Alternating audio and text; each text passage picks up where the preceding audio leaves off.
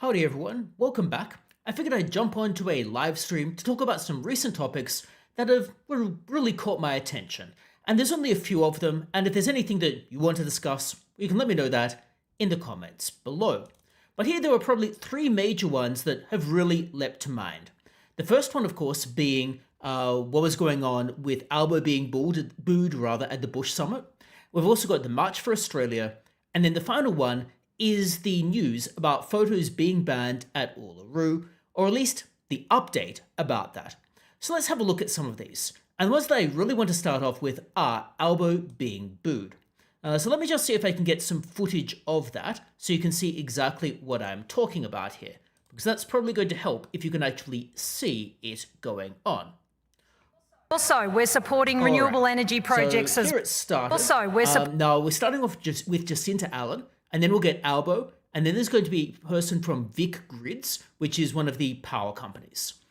So let's listen to Jacinta Allen, and you can see what I mean about her being booed. Also, we're supporting renewable energy projects as well that are driving investment. People need to be treated with respect, but I won't bullshit people. If you don't want a wind farm or a turbine. I think the sound might be off on this, so just give me 1 second while I sort that out. You can see that I am not particularly great at getting this operating. All right, let's try it again. Also, we're supporting renewable energy projects as well that are driving investment. People need to be treated with respect, but I won't bullshit people. If you don't. Now, I think Albo saying that he won't BS people is interesting, because that seems to be pretty much all of what he's been doing. If you look at, for example, a lot of the election campaign, it seemed like a lot of what he was doing was BSing, wheeling out, for example, the Mediscare campaign again, which was interesting, given that they claimed that Peter Dutton and the Liberals would cut Medicare, but in reality, the Liberals had matched dollar for dollar everything Albanese was going to do, and we can debate about whether that was a good use of money, but still, he was clearly BSing there. Or BSing about his plans in the last parliament about tax hikes, when indeed they decided to do a tax on unrealized capital gains and superannuation. So Albo does appear to be the chief of BS, with his deputy being Jim Chalmers. But nevertheless, he did not get a good reaction. One of the worst ones is the Vic Grids reaction, and we'll just play that one now. Want a wind farm or a turbine or a solar farm or a battery on your land, you can just say no. No, and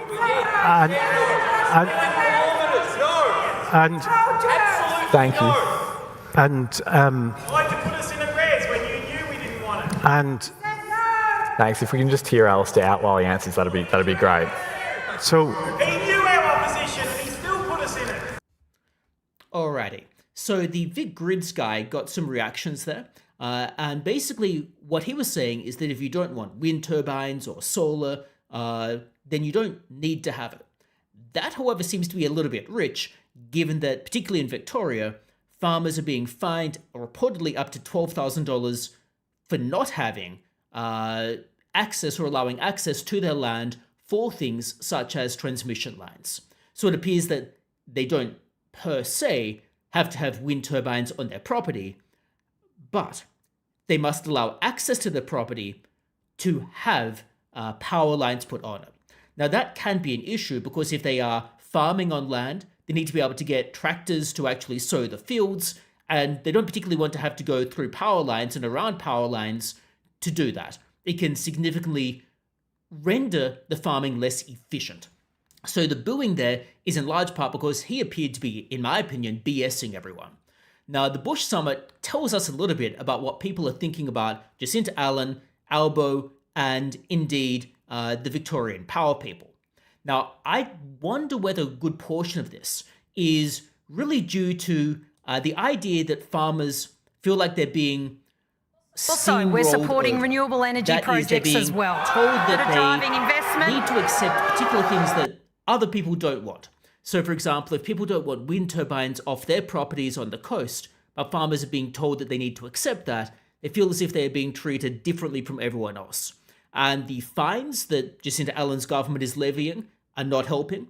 Similarly, with the emergency services levy being imposed upon farmers, and in reality everyone, but farmers being hit the hardest, it gives off an impression that farmers are being distinctly disrespected by all of this, and being distinctly disrespected by people not even listening to them.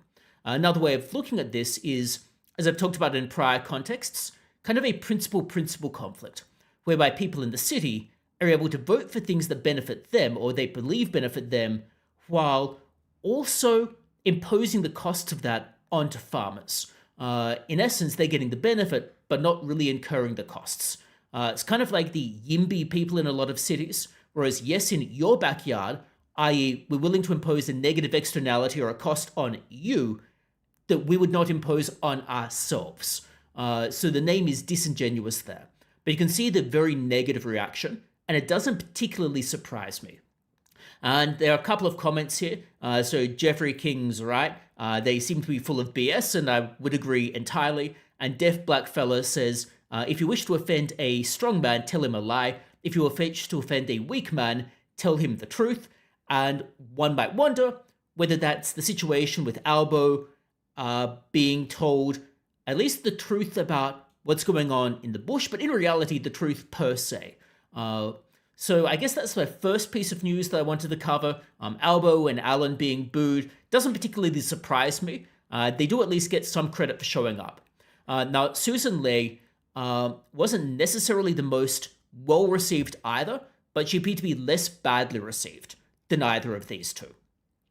Now, the thing that has really percolated along here is the idea of net zero, which is probably a separate topic, but net zero appears to be underlying a lot of the backlash against Allen and Albo.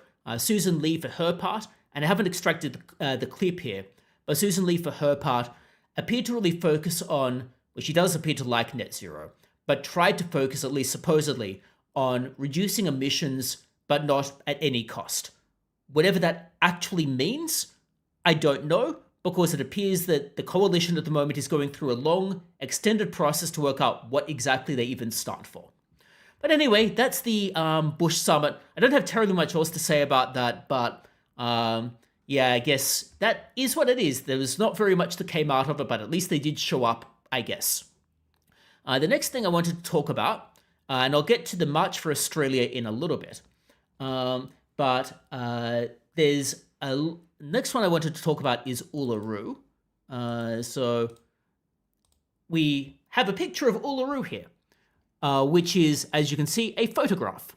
Apparently, photographs are not particularly allowed. Now, I don't know whether the angle that we have of Uluru here is actually an angle we're allowed to take a photo of, because it appears that half of Uluru is off limits for being culturally sensitive to take photographs of.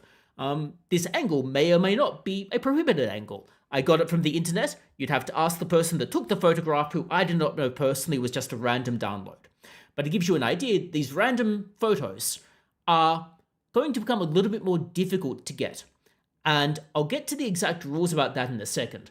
But Deafback Fellow had also said in relation to the prior topic, if we're selling coal to China and India, are we actually reducing climate change? Are they not burning it?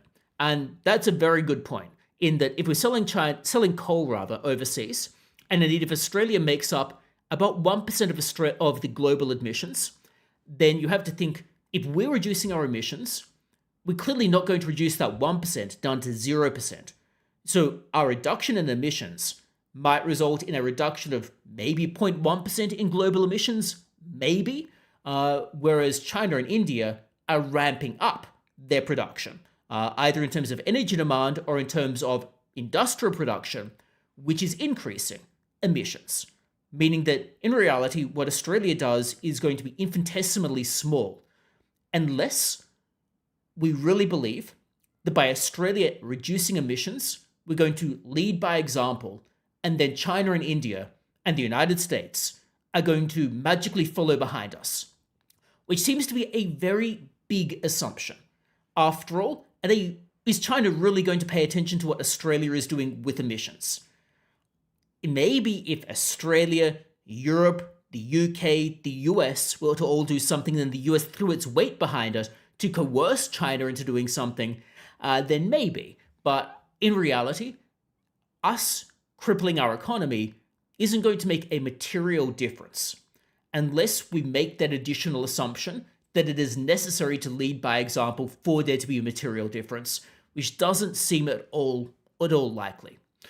So absolutely, if China and India are still burning coal, then it won't make any difference. Similarly, if we're selling coal to China and India, well, we're effectively contributing to emissions anyway. Something that some people have talked about, i.e. we shouldn't be selling coal to China and India, but then think about what will happen to the economy and more pointedly, what will happen to tax receipts. Because if we're not selling coal to China and India, then we're going to get less tax receipts in terms of royalties or tax revenue, which is going to create a bit of a budget black hole. So it's a real quandary that I think a number of the emissions reductions arguments have not quite grappled with. But in any case, we're on Uluru here, and it appears that we have got just no climbing, but also no photographs.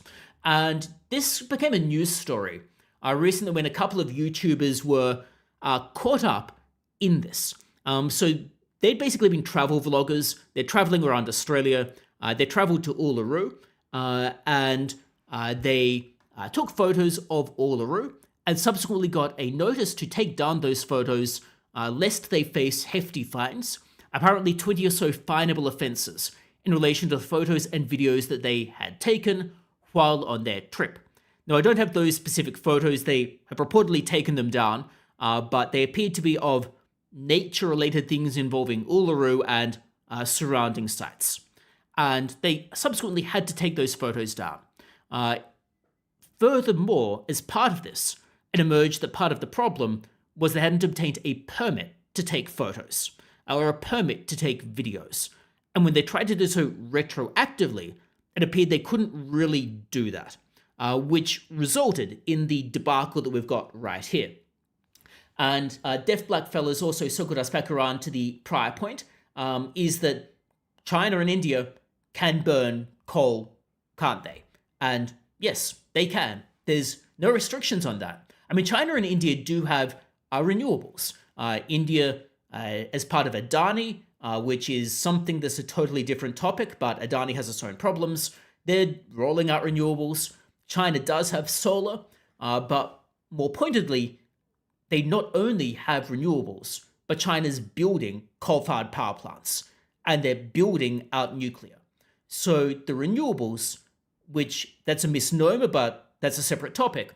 The renewables are only one part of their energy grid, which means that it isn't really that they're going down the all renewables path. They're going down the renewables could be a good portion of the energy mix in some circumstances, but not the totality of the energy mix, which I think means that if we're looking at what China and India are doing, it gives us a very different message from the path we're going down at the moment.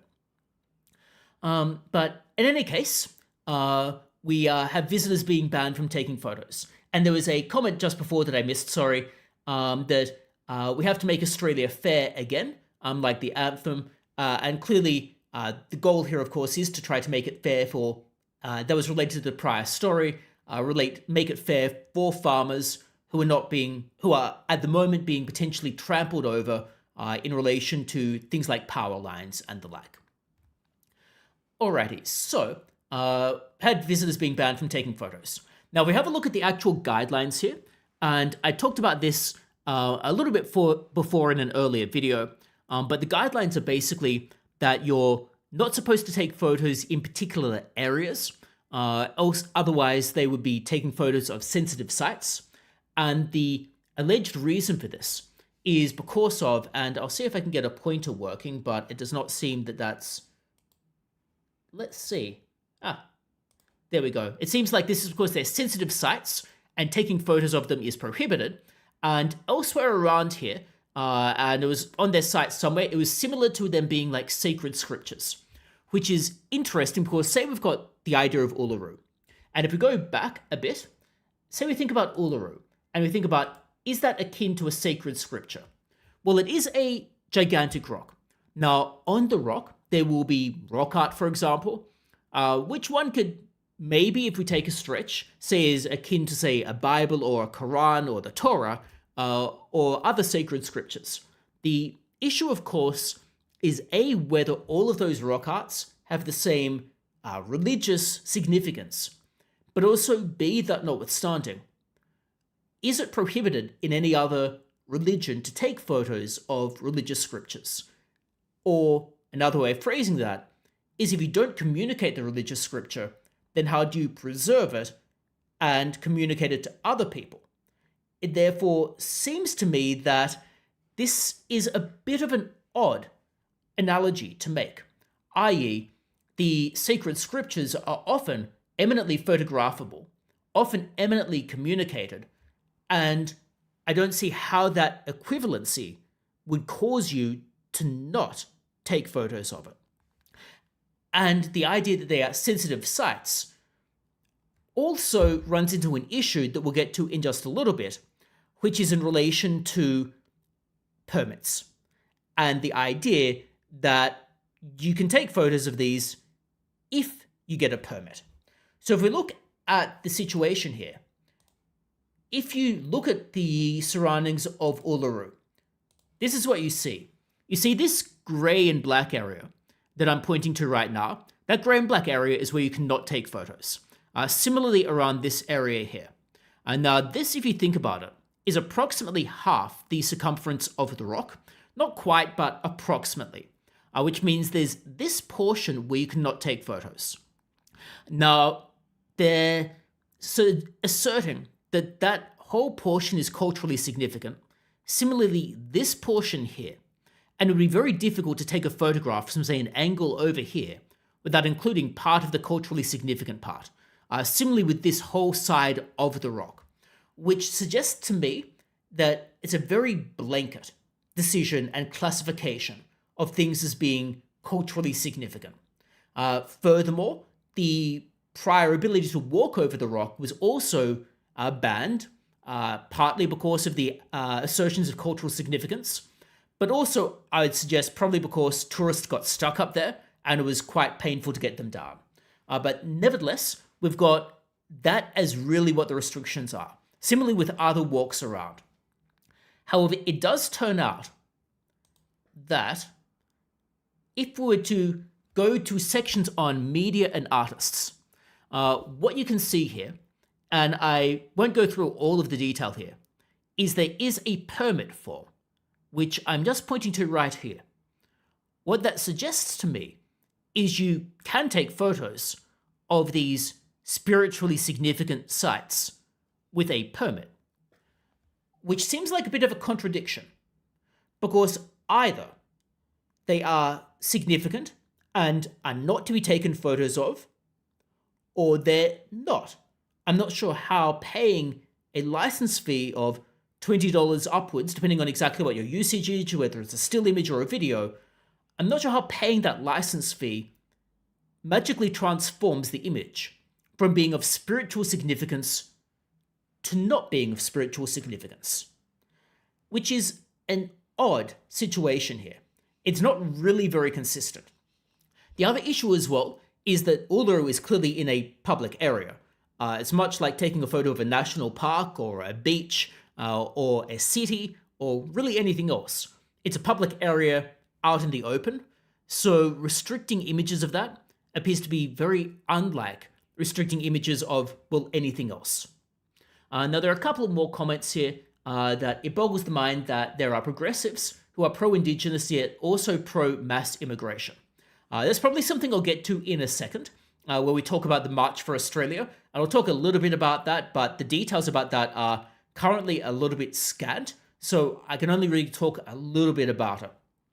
But that is an issue in that we've got the two are a little bit of a contradiction, i.e., if Indigenous Australians are the traditional custodians who effectively have a degree of sovereignty over the land, and indeed, if we look at the progressive through line here, is that sovereignty was never ceded, then you would wonder how mass immigration would quadrate with that.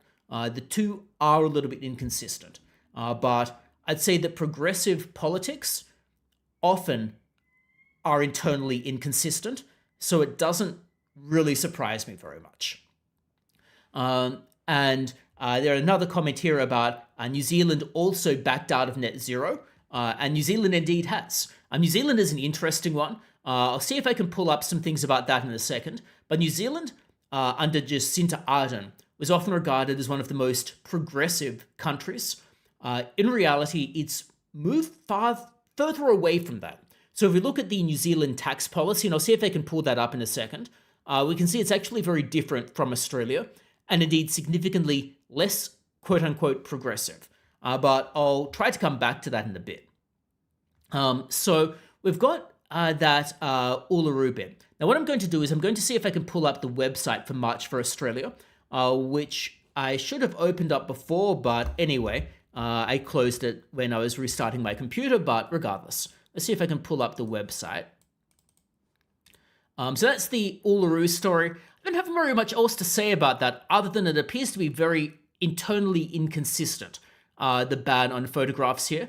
And I dare say that the additional control, in addition to the sheer expense of going to Uluru, probably is going to deter some people from going, if they can't even take photographs of the trip they've gone on. Anyway, let's pivot to the third story I wanted to talk about, which was the March for Australia, which is, at the time of us doing this, having some distinct difficulties loading. So the website appears to be not working. Let's try it again.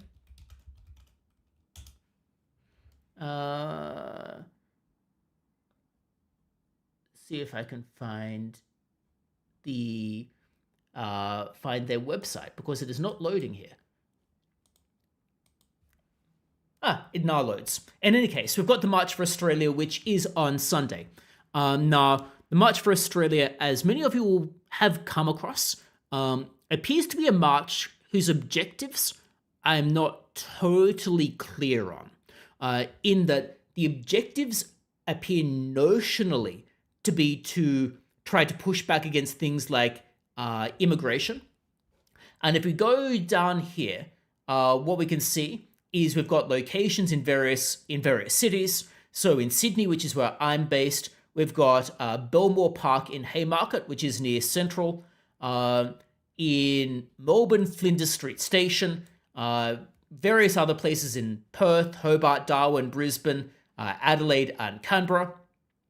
Now, the exact objectives appear to be immigration related, although it could potentially be a little bit broader. So a lot of the talk surrounding this has focused on the sheer number of people immigrating to Australia. But there is a broader concern about Australia's leadership and the nature of people like Anthony Albanese, who are leading it. Now, there's a comment here that should have been called "Had a Gutful March," and Glenn says, "I'd hate to attend the march tomorrow and then be labelled by something that I'm not by the media," and that I think is the biggest concern I have. So I am unlikely to attend, although I might attend to take some photographs. And that in large part is because I'm awaiting an IKEA delivery, which will come sometime tomorrow. But in any case, we've got that website. Now, I agree entirely with what Glenn is saying here, in that that's a concern that's been raised not just by Glenn, but by Sky News. I know that I think it was Paul Murray mentioned that. I know that Topher Field has also mentioned that, although Topher appears to have larger problems with the rally. In particular, he said that they used his image without permission to promote the rally, and he is particularly annoyed by that, at least from what I could gather from his videos.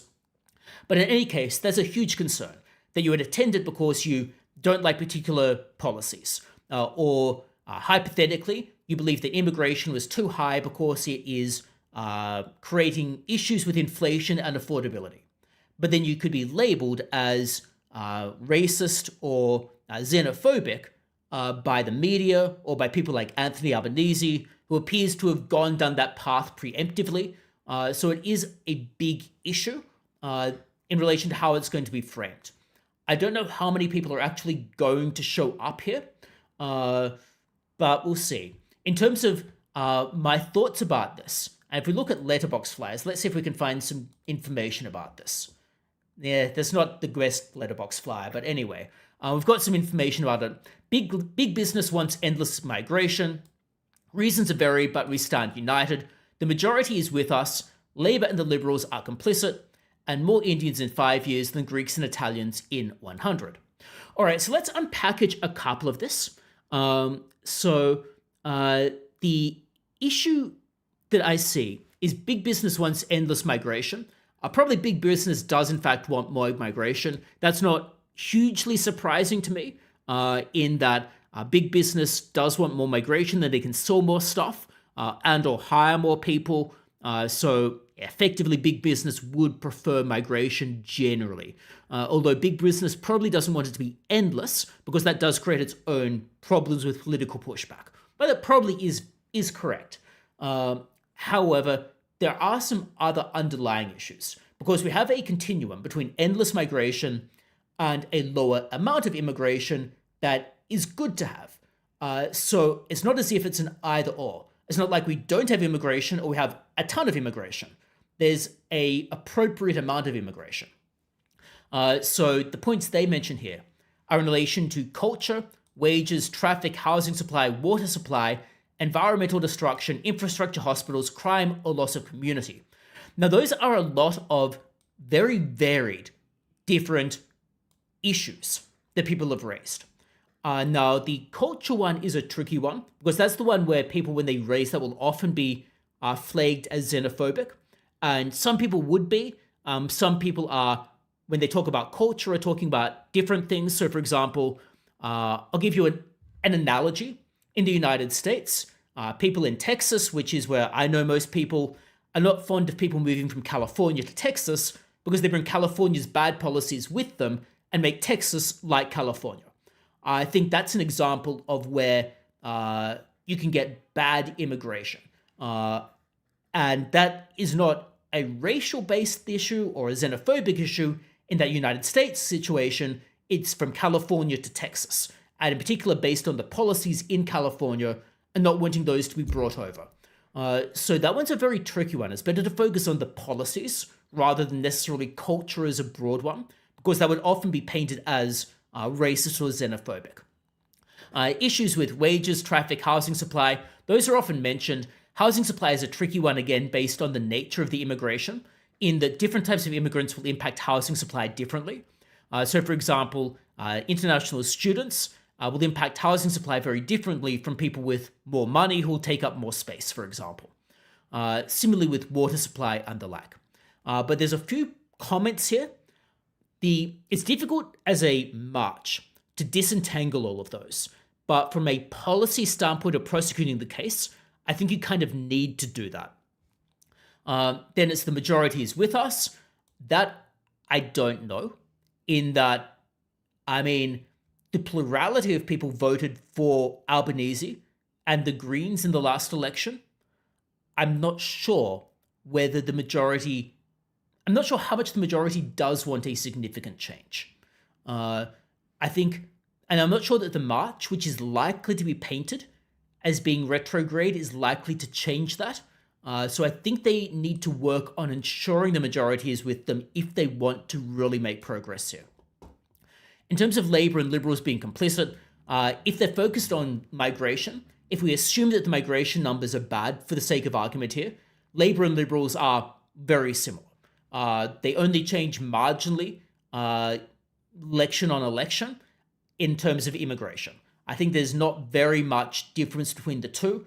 Sometimes there will be marginal differences. Often the marginal differences really come down to things such as international students, where the Liberals have been much less fond of those than Labour, for example. And more Indians in 5 years than Greeks and Italians in 100. I would probably have not phrased it like that. In that I probably, if I were them or organising it, and I'm not involved in organising this, I would probably have not called out any specific ethnicity. In that they can make their point about numbers without necessarily calling attention to a specific ethnicity, because that obviously plays into the narrative that there could be a racial overtone to this. And indeed, many of the people that I work with are from India or Bangladesh, and work with as colleagues on projects, not as if it's sort of outsourced. They're doing menial tasks. They're doing very similar things to me. So I don't know that focusing on India or Bangladesh is necessarily the way to go there, rather than the nature of the immigration per se. Now, there's a couple of comments here that came in. One of them I'll focus on. These a bit in order. So Joanne Joseph says, the About page says no foreign flags and an end to mass migration. I wonder what that is about. So if we go back to the About page, and that is going to be and this is why I have misgivings about the march. So I'll see what it is, in that I don't want to paint it as necessarily racist or xenophobic or anything along those lines before it has occurred, because I don't know that I have enough details about this, firstly, and secondly, I could be proven wrong at the march itself. But the no foreign flags thing is interesting, in that they probably could have made their point maybe stronger, perhaps, if it had multiple foreign flags of people from myriad different countries who were standing for a common particular policy cause, and the end to mass migration. Again, I think what mass migration is requires definition, i.e., what do they mean by mass migration? By mass migration, do they mean 1 million people per year? Or by mass migration, do they mean 10,000 people per year? Does mass migration mean anyone coming in on net every year? What exactly do they mean by that? And I think that really requires definition.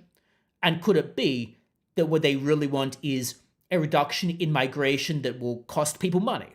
For example, if the migration is going to result in increased burden on infrastructure that cannot be paid for otherwise, or increased social welfare expenditure, that might be a concern. In which case, I would address that specifically rather than mass migration per se. So it does give me some misgivings there. And there was a comment here about, I know that the chat has gone down. The simple answer is infrastructure. We simply don't have the infrastructure to support this many people. Across several factors like housing, welfare, medical, etc., it's simply too many people.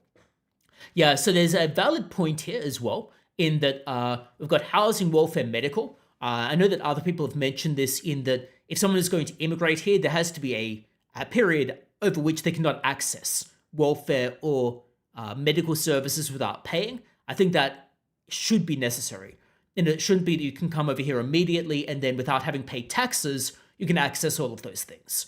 I.e., it should be a prerequisite that you've been a contributing taxpayer for you to access welfare, medical, etc., rather than those just being treated as a gift or a right when you were to come here. Things like housing are tricky to resolve because immigration does potentially push up house prices due to demand, but we also have a supply issue, which is very difficult to resolve due to costs, i.e. labor costs, materials costs, and taxes, or push up the actual cost required for a house to get built.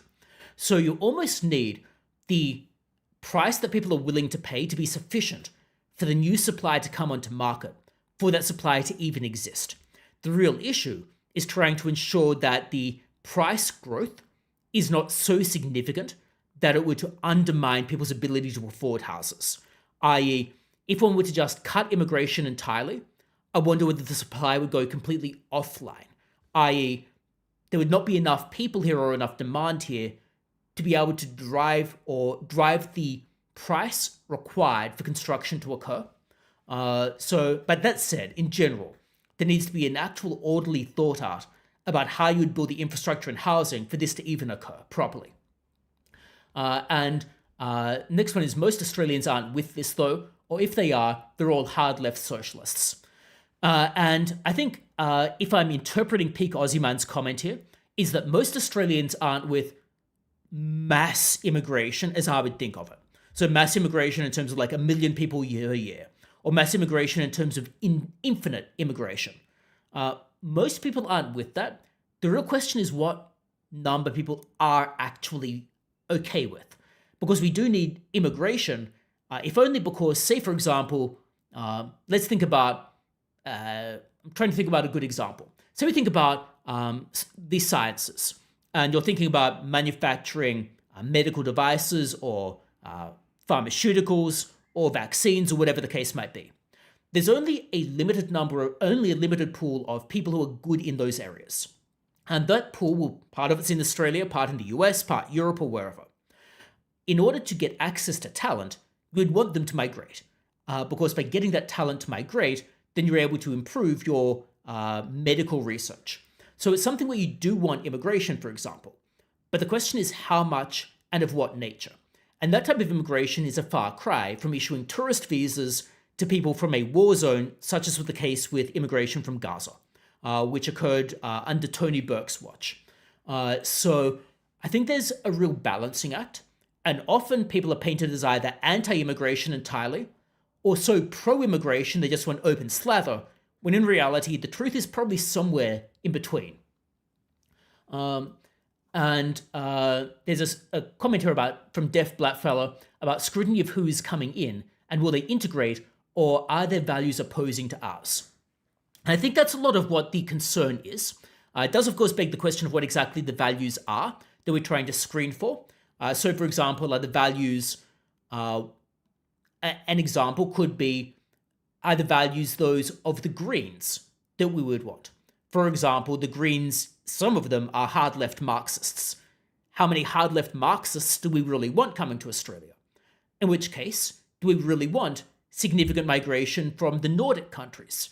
Because the Nordic countries have tax rates that are over 50%, have wealth taxes, are terrible for corporate growth and innovation. In that way, if we're wanting to avoid Greens type values, then we'd have a real issue there. And indeed, if we're wanting to avoid Greens-like values, we'd want to encourage people from Dubai or Saudi Arabia or if we want to avoid Greens-type values rather, we'd want to encourage migration from Dubai or Saudi Arabia or Kuwait, because those countries are often aligned with a more, ironically, libertarian type ethos. Now, they might be Muslim countries, but the countries themselves or the people within the countries seem to enjoy much more freedom than the Greens would allow you to have, which I think is a little bit ironic to some extent. So it sort of depends on what values you're looking for. And different people have different values they would prioritize, whether it's, and I'm sure the Greens would want people who are more ideologically lined up with them, which would be creating a mendicant welfare state. Whereas I would prefer that we didn't have more people like the Greens or like purple pingers from the Victorian socialists. And let's face it, the Greens are seemingly overwhelmingly white, and the Victorian socialists similarly. So I don't think there's a racial aspect to that, or even necessarily a cultural aspect to that, so much as a what type of policies do we necessarily want to avoid in terms of immigration. But I think that the focus on values is going to create, it creates a real issue of how you define what values are. It's possibly something that we'll find out more about at this march. We can see that they've got this photo here of a person burning the Australian flag, obviously something they do not approve of. So clearly that would be a cornerstone to what they'd be talking about. But what exactly they argue the Australian flag entails is going to be up for consideration there. I'm just scrolling down to the events so you can see when those are. Then there's another one. What has the mainstream media been saying about the march so far? Now, that's from Kairos, and that might be a rhetorical question, but the mainstream media has definitely been very negative on this. Sky News even has been negative on it. Paul Murray was negative on this. I have not watched much ABC. I typically don't watch ABC News, but ABC, from what I can gather, is negative on it from what I have heard. The Australian hasn't covered it very much, neither has AFR, and I don't really read the other newspapers, so I don't really know about the other newspaper coverage. But we can definitely know that Albo is going to be very negative about this, and it would not surprise me if Albo and Jacinta Allen paint this as being a racist or xenophobic march. So that's probably what the mainstream media is saying and what they are likely to say tomorrow after the marches occur.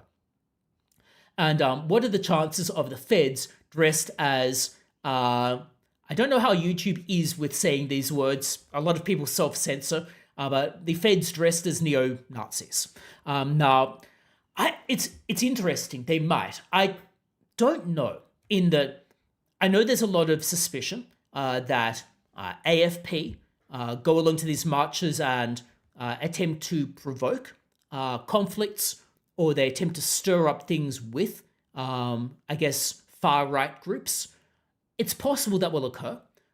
Those reported about in the United States around the insurrection, although I am hazy on details about that. I didn't follow it enough, but it's possible. I'd be watching out for that.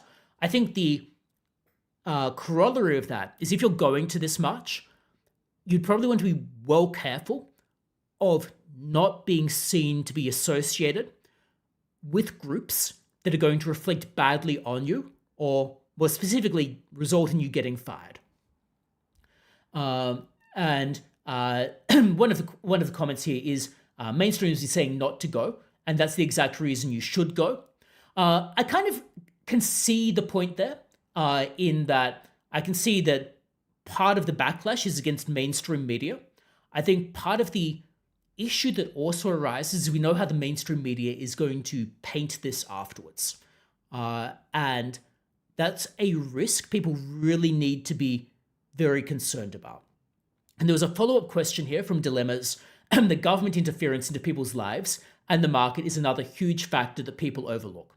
And I agree with that being an issue. And I guess as I was harking back to before, if we've got a concern about what Australian values are, it's a real question of what values are we actually really focused on? I.e., are we going to have values being lionized that involve more government intervention and more government, control? Because there would be people immigrating who have values that would want more government control. But alternatively, there are people immigrating who do not want government control and or who are trying to escape a controlling regime, and indeed would be quite freedom-loving. So it's a real really tricky issue there, rather, with focusing on values, which I fear is something that the March for Australia is going to do, and their message might ultimately get lost. And there's another one, please bring back our high trust society. Well, that's an issue with crime, and I absolutely do agree with the issue with crime. And some of that crime is immigration related. Not all of it, in that there's definitely crime from people who were born in Australia, whose families were born in Australia, who grew up in Australia. Absolutely a lot of crime from Australians. For example, in Alice Springs, there's a lot of crime, and I don't think that's due to immigration. And similarly, a lot of the crime in Queensland won't be due to immigration. But of course, in Victoria, it's been reported that some of the crime is associated with immigration. So perhaps it's a matter of focusing on when there is immigration, ensuring that the immigration itself is not associated with more crime. I think that can be a real issue to focus on. So I think that's an issue. And then there was a comment here, I could be missing some here, but I'll be carrying the Australian flag and the Indigenous flag with the same pride. I assume that's at the march, which I think you'd be well able to do. I think it'll be interesting to see if the march is open to the Indigenous flag and the Australian flag both being brought there.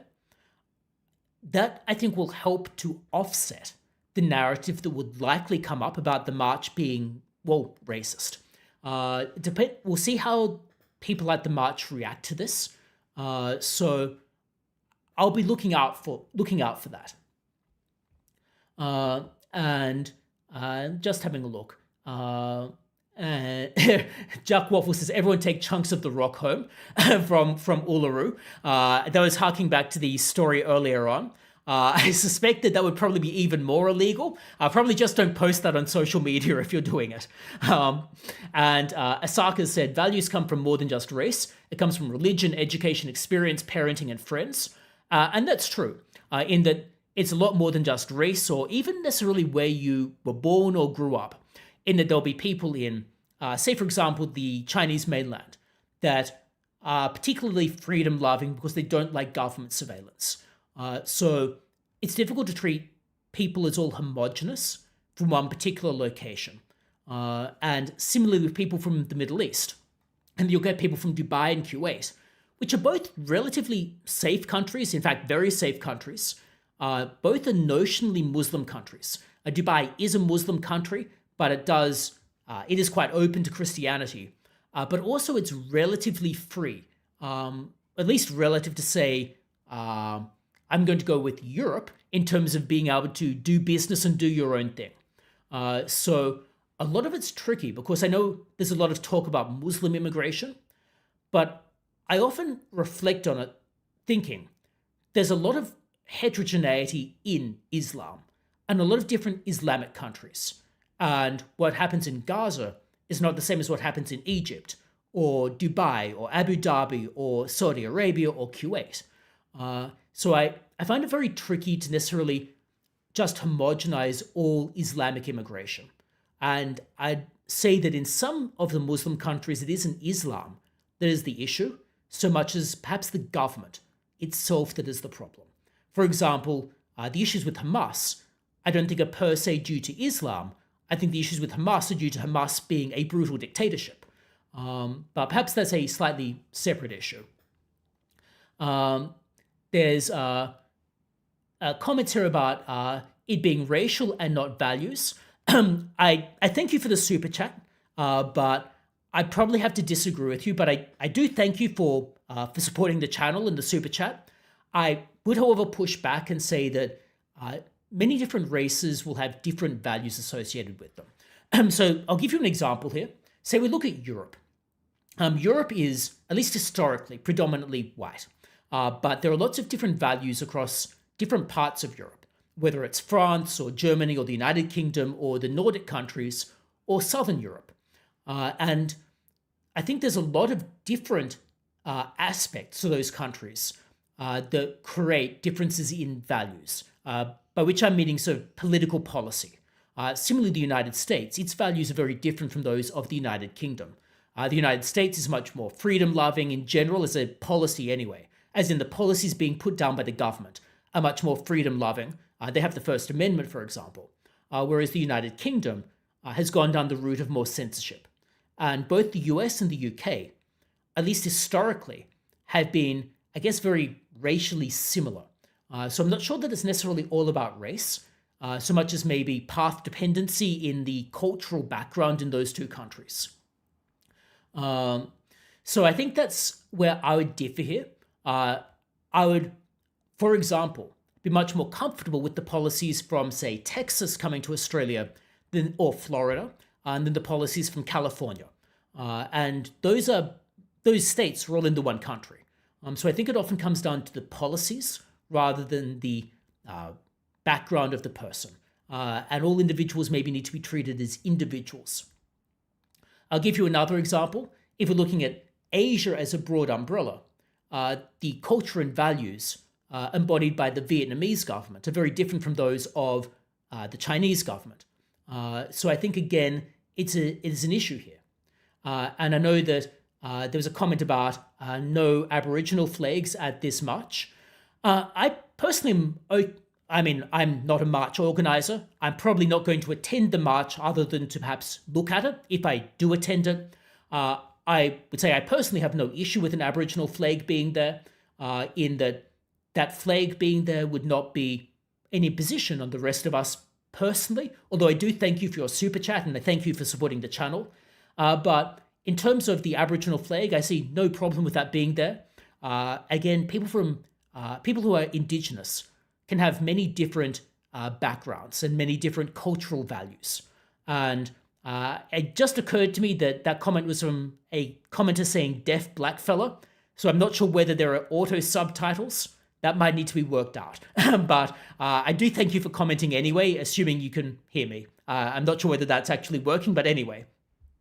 And then Southern Cross is our flag, not the Commonwealth flag. If you're going to fly any flag, fly that one.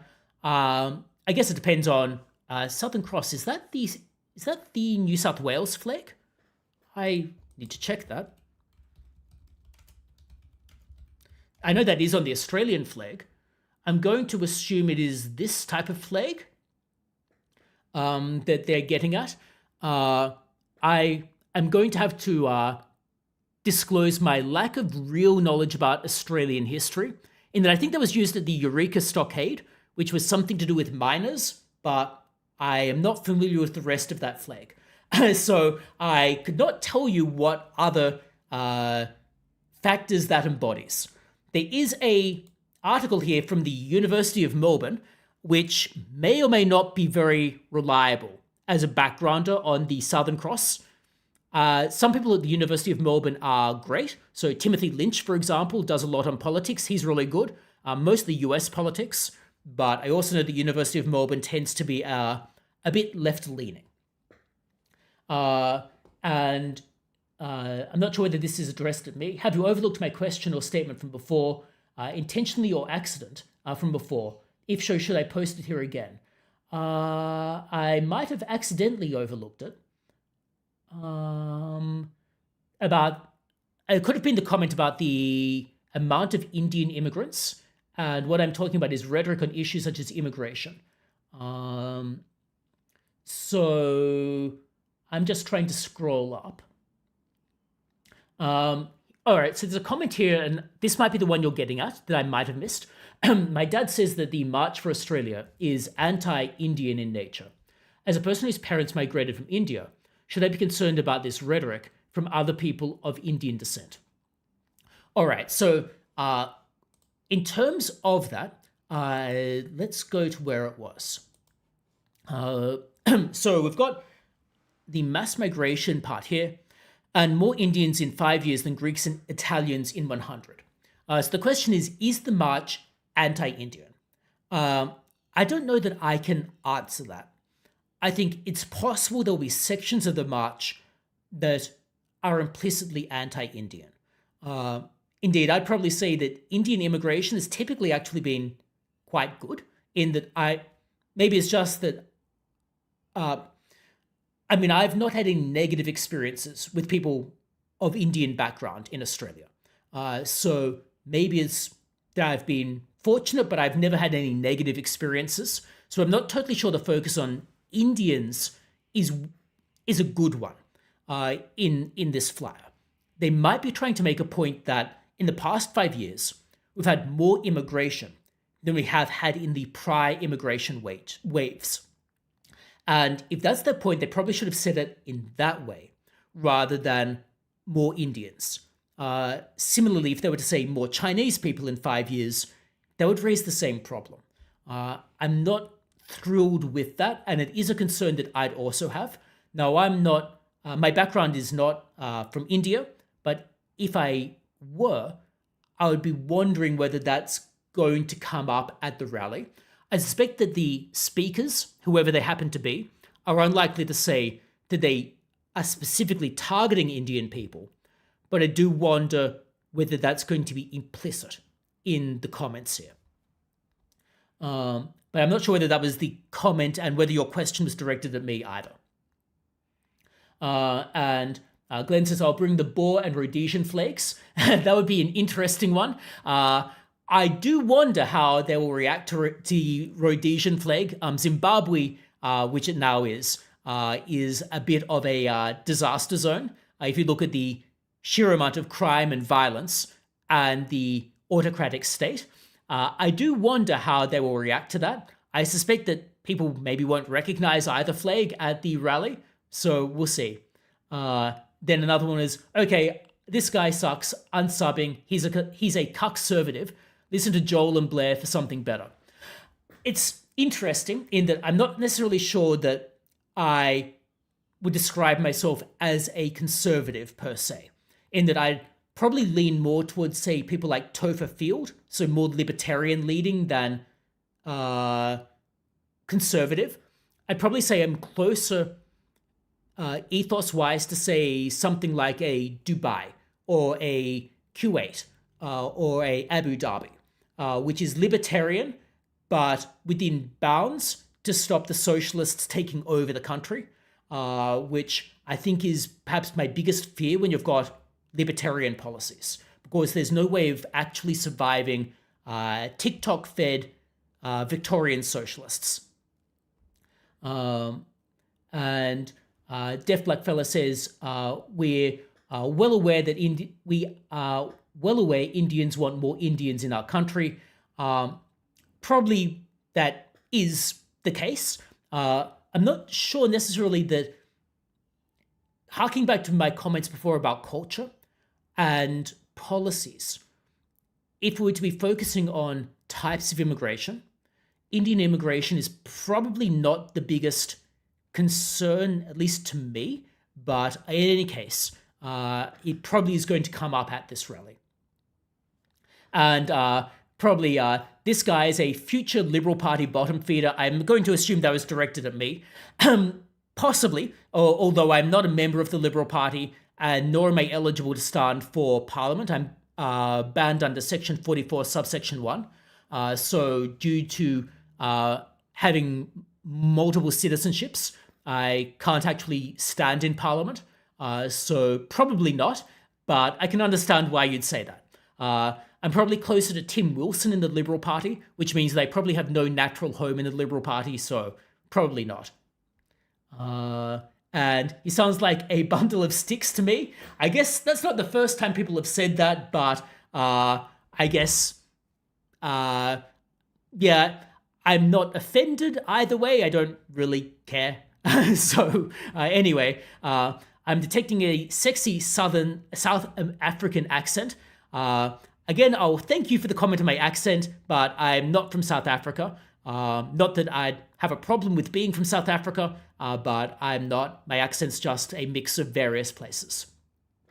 In that I have lived in a few different countries, and I guess that's probably why the accent is a bit of a mix. Needs to get out in the bush and stop drinking the soy lattes. I guess I skipped over the rest of the comments. Unimore being left-leaning is an understatement. That's probably true, although, let's see if I can find the article in The Australian. See if I can bring it up.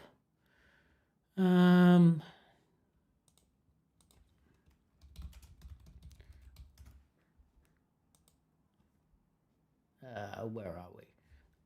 Not all Unimore people are far left. Just quite a few of them. There's an article recently.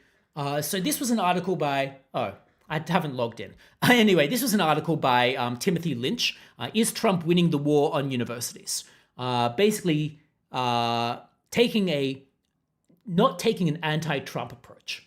So not all Unimore academics are far left, but certainly quite a lot are. And a few Chinese miners were killed under the Southern Cross flag in Victoria's gold mining rush, so it is seen as racist. Well, that I didn't know, but that probably is how the left, or at least the media, is going to paint it if people were to use that flag at the march. And a few comments back and forth. I'll probably not focus on. There's a back and forth here about Indians. I'll probably leave that to one side. I've sort of mentioned what I was going to say about that. And there was a comment as well that there are many people from China here as well, in addition to people from India. So I'm just seeing if I've missed much of the back and forth. Nobody ever asked the indigenous people how they feel about mass migration either.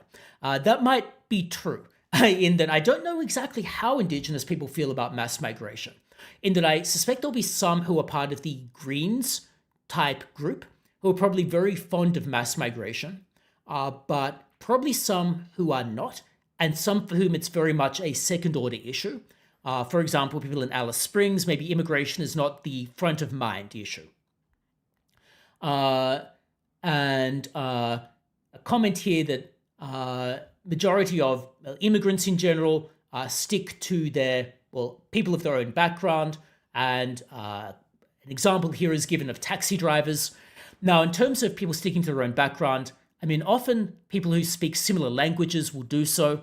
The taxi driver one is, however, an interesting situation because you get a lot of people from overseas who are driving Uber or taxis. A lot of that comes down to visas, for example, in that the people who are perhaps engineers or trained as doctors or whatever overseas who are driving taxis here, often they don't have the work rights to be able to work in the field they would like to work in, which creates a big issue for them actually being able to work. So hence why they're doing Uber delivery while they're trying to get that visa.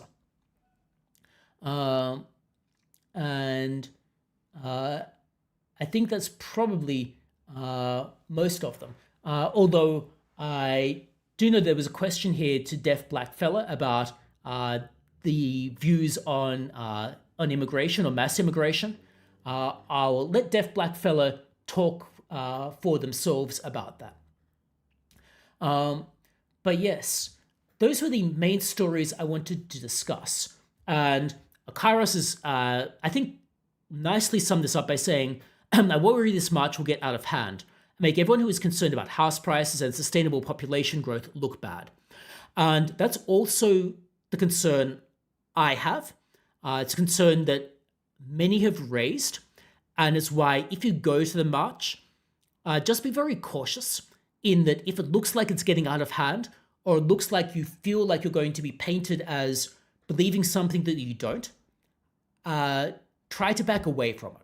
Because you know that it's going to be painted in a particular way. We know that narrative has already started.